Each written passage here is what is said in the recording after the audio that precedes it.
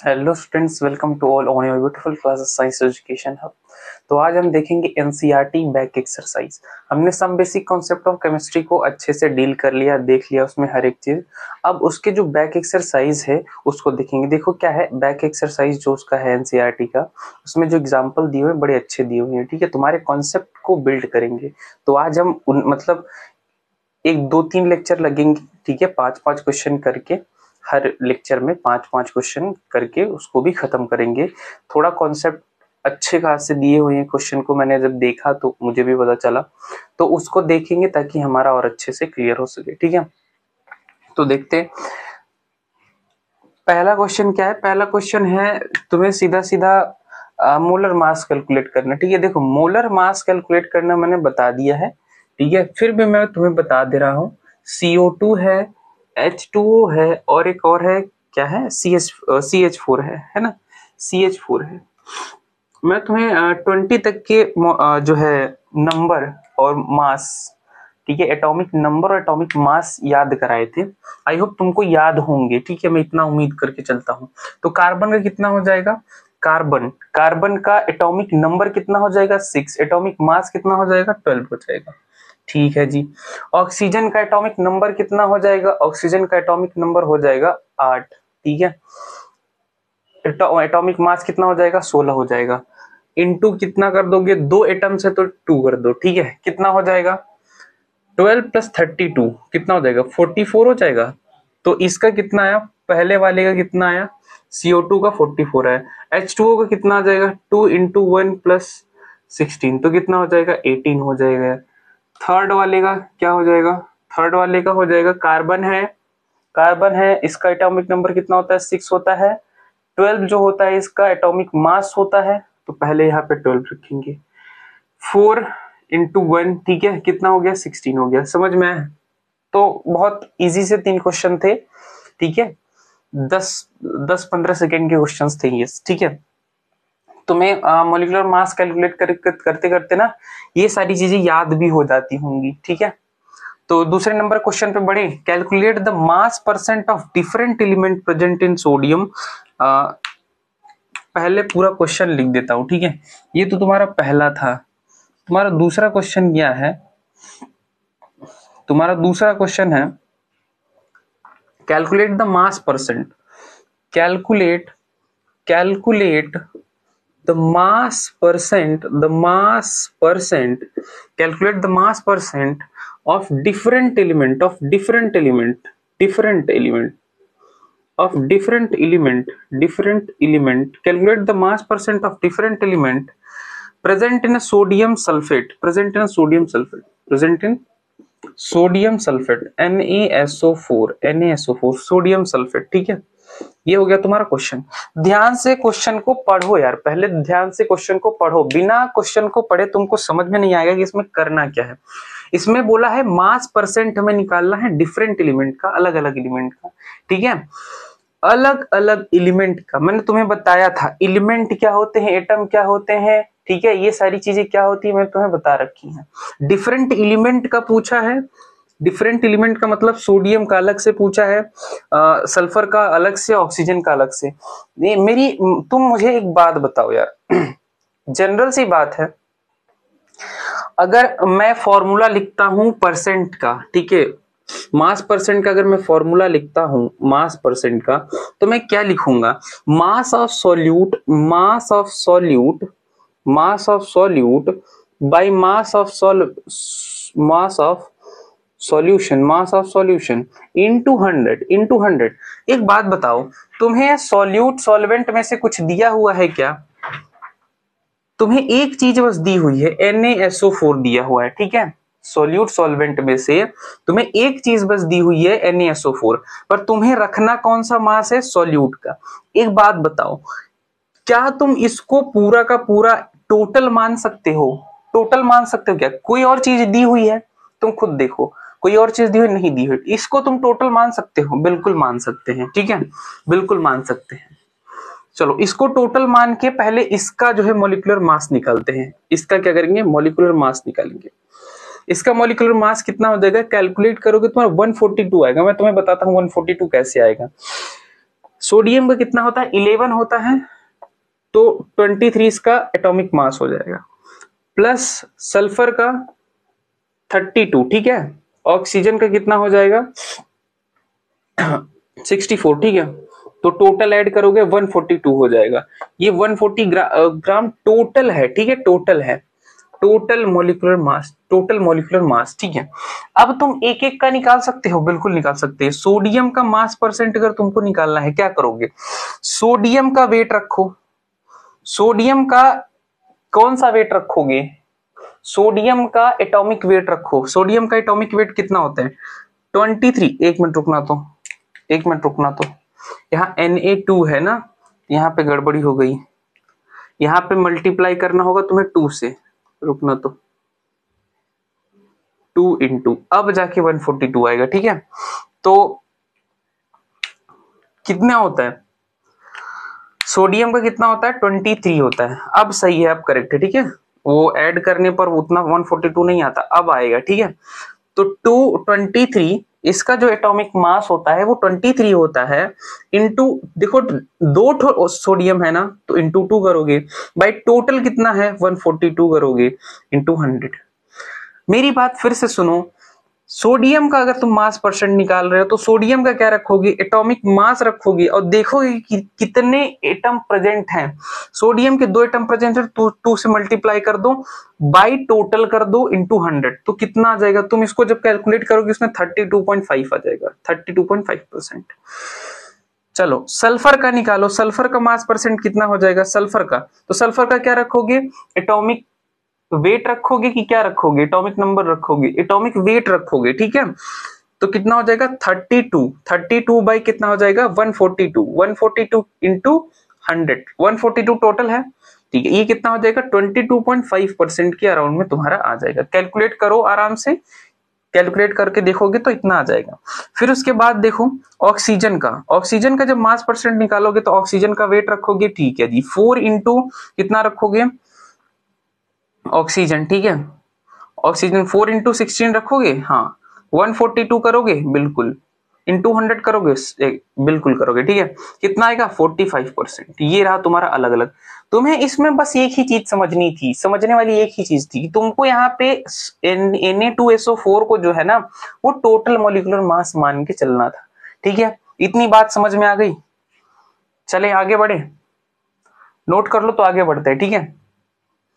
चलो third question तुम्हारा क्या बोलता है, थर्ड क्वेश्चन तुम्हारा ये बोलता है डिटरमाइन द इंपेरिकल फॉर्मूला। तुम्हें इंपेरिकल फॉर्मूला कुछ नहीं है, इंपेरिकल फॉर्मूला में कुछ भी नहीं, वही 3 कॉलम बनाना है, छोटी सी कैलकुलेशन करनी है, सब आ जाएगा।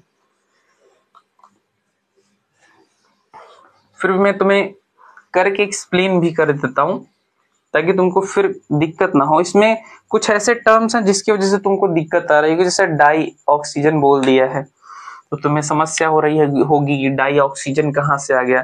देखो यार, हमेशा एक बात मतलब याद रखो, जो ऑक्सीजन होगा ना इस फॉर्म में प्रेजेंट होगा, ठीक है। तो डाई मतलब दो ऑक्सीजन मिलके बना है ना O2, और इसी फॉर्म में प्रेजेंट होता है। तो अगर वो डाई ऑक्सीजन बोल रहा है तो सीधा तुम O2 समझो, ठीक है, मान के चलो कि ऑक्सीजन ही है, ऐसा मैं बोल रहा हूं, ठीक है। थर्ड क्वेश्चन क्या है, determine the empirical formula of an oxide of iron. Question number 3 है determine the empirical formula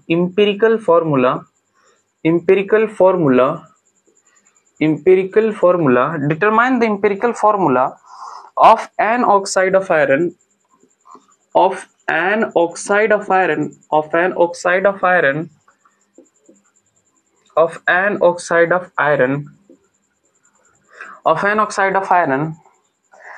which has 69.9 69.9% iron and 13.1% iron and 30.1% of क्या है डाई ऑक्सीजन बाई मास। देखो तुम्हें इसमें बहुत ज्यादा बुद्धि नहीं लगानी, जितनी बात मैंने तुम्हें बताई थी बस उतना ही चीज करना है। तीन तीन कॉलम बनाने हैं, इस तीन कॉलम में तुम्हारा पूरा सॉल्व हो जाएगा। देखो पहला एलिमेंट, दूसरा percentage abundance, percentage abundance bye atomic mass, percentage abundance bye atomic mass, ठीक है, ये करोगे और सिंपलेस्ट रेशियो निकालोगे, सिंपलेस्ट रेशियो निकालोगे। अब ध्यान से देखो, Fe है, आयरन है, ठीक है, एक एलिमेंट हो गया। परसेंटेज अबंडेंस आयरन का कितना है, 69.9% का है, और क्या है, इसका एटॉमिक मास कितना है, 56% है। इसको सॉल्व करोगे कितना आएगा, 1.25 आएगा, ठीक है। फिर डाई ऑक्सीजन बोला है, कुछ मत करो, ऑक्सीजन लेके चलो तुम सीधा सीधा, ठीक है। तो ऑक्सीजन का एटॉमिक मास कितना होता है, 16 होता है। कितना होता है, 16 होता है। और परसेंटेज अबंडेंस कितना दिया हुआ है, परसेंटेज अबंडेंस कितना दिया हुआ है, 30.1 दिया हुआ है, 30.1 दिया हुआ है, 30.1 बाई 16, तो ये कितना हो जाएगा, 1.88 हो जाएगा, 1.88 हो जाएगा। सिंपलेस्ट रेशियो में अब देखो सबसे छोटा कौन है, ये है, ये उससे बड़ा है, तो सिंपलेस्ट रेशियो निकालो, 1.25 बाई 1.25, ठीक है, इसको कट करोगे तो 1 आएगा, और ये 1.88 बाई 1.25 है, इसको करोगे तो 1.5 आएगा। अब देखो ये इंटीजर में करना है ना, इंटीजर वैल्यूज में करनी है हमको, ठीक है, पर ये डेसिमल में, क्या करो, ऊपर नीचे 2 से मल्टीप्लाई कर दो, देखो इंटीजर बन रहा है कि नहीं बन रहा है, ये 2 हो रहा है, ये 3 हो रहा है, ठीक है।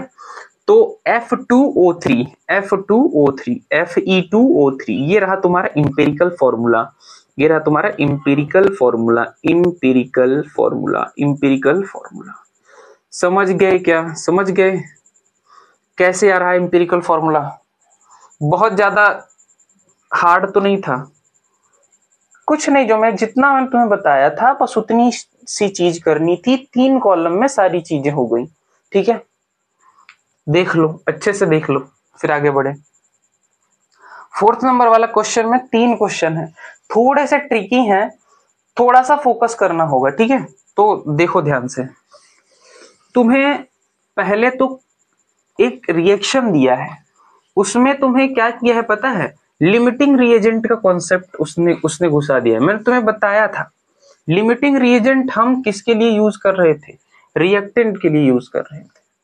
मिटा दो इसको क्या, चलो 3 क्वेश्चन है ना, तीनों यहीं पर देखेंगे, ध्यान से देखो। पहला है, हमें क्या करना है, क्वेश्चन अगर तुम्हारे पास बुक हो तो बुक में क्वेश्चन देखते रहो, मैं क्वेश्चन लिख भी दे रहा हूं, ठीक है, मैं क्वेश्चन लिख भी दे रहा हूं। तो क्वेश्चन नंबर 3 है ना, 3, हाँ क्वेश्चन नंबर 3 तो हो गया, 4th है, 4th क्वेश्चन नंबर 4, 1.4 करके दिया होगा, मैं 4 मान के चल रहा हूं, ठीक है। तो calculate the amount of carbon dioxide, calculate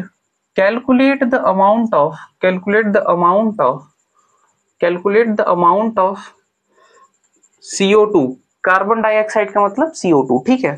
calculate the amount of carbon dioxide that could be produced,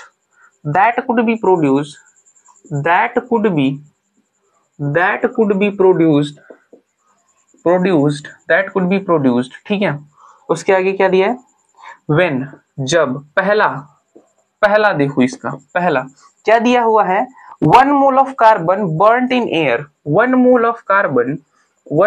of carbon burnt मतलब जलना, बर्न्ड इन एयर। एक बात याद रखो, कोई भी चीज जलेगी, एनीथिंग, कुछ भी अर्थ पे, वो बिना ऑक्सीजन की उपस्थिति में नहीं जलेगी। अगर ऑक्सीजन नहीं है तो तुम कुछ नहीं जला सकते। ऐसे तो बोलोगे तो सर हम तो फूंक मार के जो है कैंडल बुझा देते हैं, तो फूंक मार के तुम कैंडल बुझाते हो मतलब एक्सेस ऑफ ऑक्सीजन कर रहे हो, ठीक है, बट विदाउट ऑक्सीजन तुम किसी चीज को बर्न नहीं कर सकती, ठीक है, समझ गए। एक काम करना, कभी तुम्हें तुम्हारे लैब में जो ट्यूब होती है ना, जो वैक्यूम ट्यूब होती है, तो उसमें कभी आग लगा के चेक करना ना, नहीं जलेगा।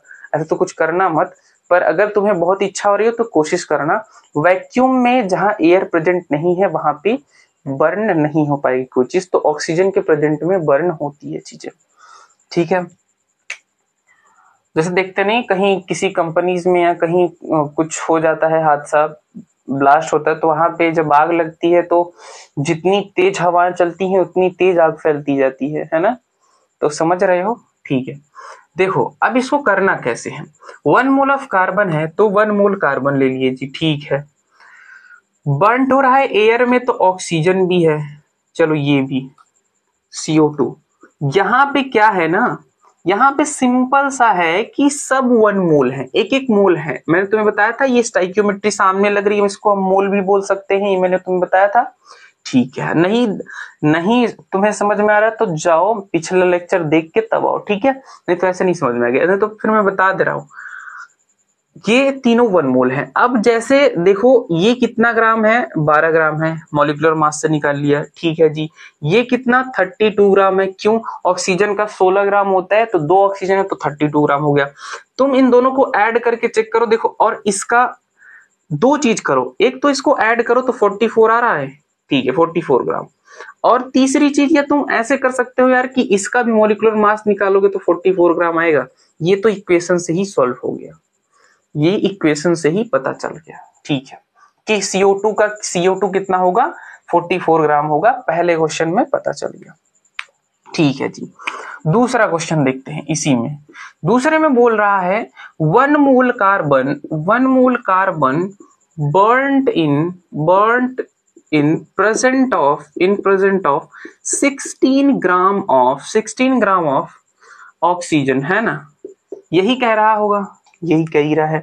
तो अब ध्यान से बात को समझो, ध्यान से बात को समझो। 1 मोल कार्बन, कार्बन उतना ही है यार, कार्बन उतना ही है, 1 मोल कार्बन है और ऑक्सीजन है, CO2 बन रहा है, ठीक है।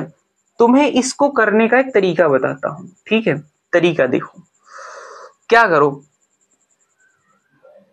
ये 12 ग्राम है, अब ये देखो ये 32 ग्राम था यहाँ पे ना, एक काम करो, पहला वाला जो इक्वेशन है उसको एज इट इज पहले उतार लो, ठीक है, 32 ग्राम, ठीक है जी, ये 44 ग्राम। दूसरा वाला इक्वेशन क्या जो कह रहा है उस हिसाब से लिख लो, ये 1 मोल कार्बन बोल रहा है प्लस ऑक्सीजन बोल रहा है और CO2 बोल रहा है, बनेगा।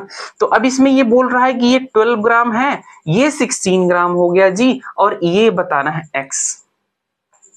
पहला वाला इक्वेशन तो ये हो गया, ये हो गया दूसरा वाला इक्वेशन ना। अब देखो इसमें क्या है, एक चीज फिक्स दिख रही है कि नहीं, एक चीज फिक्स दिख रही है, 12 ग्राम कार्बन फिक्स दिख रहा है कि नहीं, इसको यहां से हटा दो, 12 ग्राम कार्बन फिक्स दिख रहा है, उसको वहां से हटाओ सीधे सीधे। अब ध्यान दो, ध्यान दो, चेंज क्या हो रहा है, ऑक्सीजन, क्रॉस मल्टीप्लीकेशन कर सकते हो, इसका इसमें मल्टीप्लाई कर दो, इसका इसमें मल्टीप्लाई करो, ठीक है।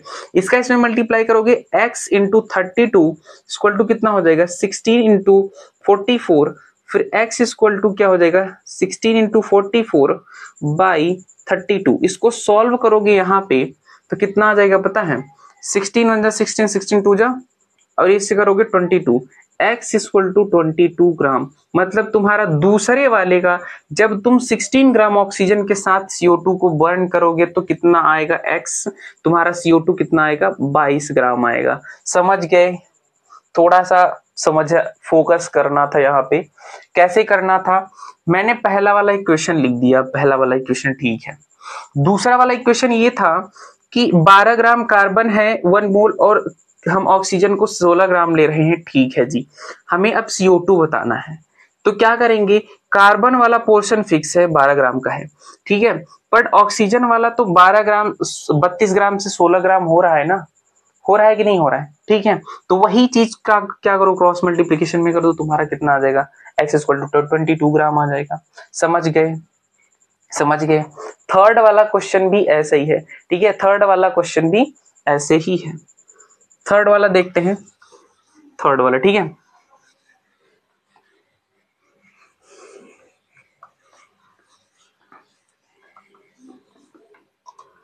थर्ड वाला, 2 mole of carbon are burned in 16 gram of die oxygen.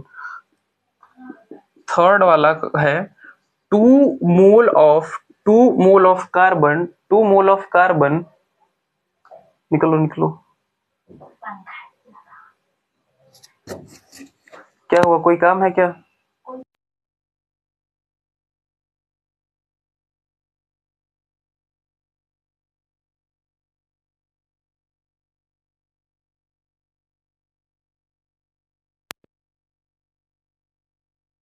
ठीक है। तो 2 mole of carbon are burnt 2 mole of carbon are burnt in 16 gram of dioxygen, फिर से वही चीज है। अब इसमें क्या करना है, सेकंड वाले इक्वेशन को लेना है और थर्ड वाले इक्वेशन को लेना है। सेकंड वाले इक्वेशन को लेना है और थर्ड वाले इक्वेशन को। सेकंड वाला इक्वेशन क्या आया था, यही आया था क्या, कार्बन है, ऑक्सीजन है, CO2 बन रहा था। सेकेंड वाले इक्वेशन में कितना ग्राम, ये 12 ग्राम था, ये 16 ग्राम था, ये 22 ग्राम था, ठीक है। तीसरा इक्वेशन क्या बोल रहा है, हम 2 मोल कार्बन ले रहे हैं, इस बार 2 मोल क्या ले रहे हैं, कार्बन ले रहे हैं, 2 मोल कार्बन। ऑक्सीजन को फिक्स ही रखा है, कितना है, ऑक्सीजन 16 ग्राम ही है, ऑक्सीजन कितना है, 16 ग्राम ही है। अब हमें CO2 बताना है, CO2 कितना है। ध्यान दो, ये 2 मोल हो गया तो कितना, 24 ग्राम हो गया, ठीक है जी। इस बार क्या फिक्स है, इस बार फिक्स है ऑक्सीजन, तो ऑक्सीजन वाले को यहां से हटा दो, क्रॉस मल्टीप्लीकेशन कर दो, इसका इसमें कर दो, इसका इसमें कर दो, देखो क्या होता है, x प्लस 12 हो गया, नहीं x इंटू 12, ठीक है, 12x हो गया, 12x, ठीक है, 12x इक्वल टू 24 इंटू 22 हो गया, x equal to 24 into 22 by 12, तो 12 टू जा कितना 24, और ये कितना हो गया 44 ग्राम, 44 ग्राम, तो x कितना आ गया 44 ग्राम।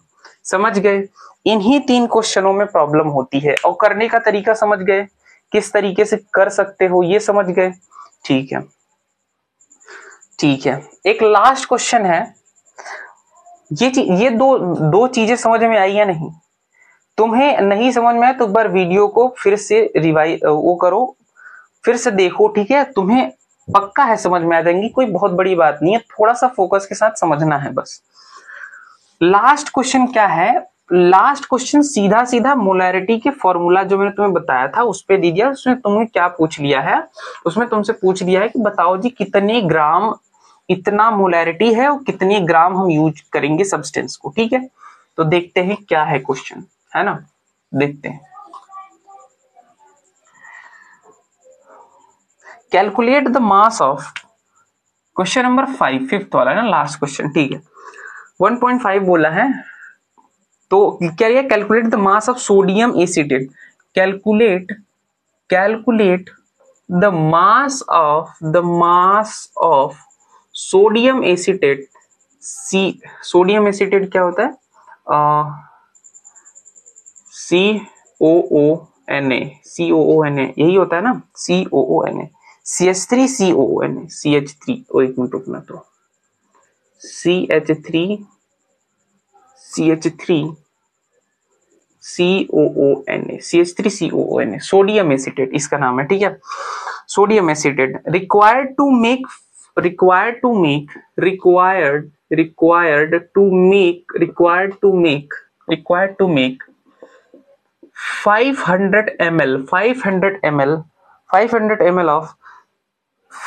ml of 0.375 मोलर, ठीक है, मोलर मतलब molarity, aqueous solution,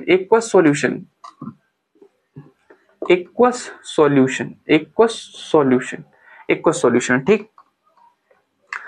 molar mass of, और क्या दिया है, molar mass of sodium acetate CH3COONA दिया हुआ है कितना, 82.0245 इतना ग्राम दिया हुआ है, ठीक।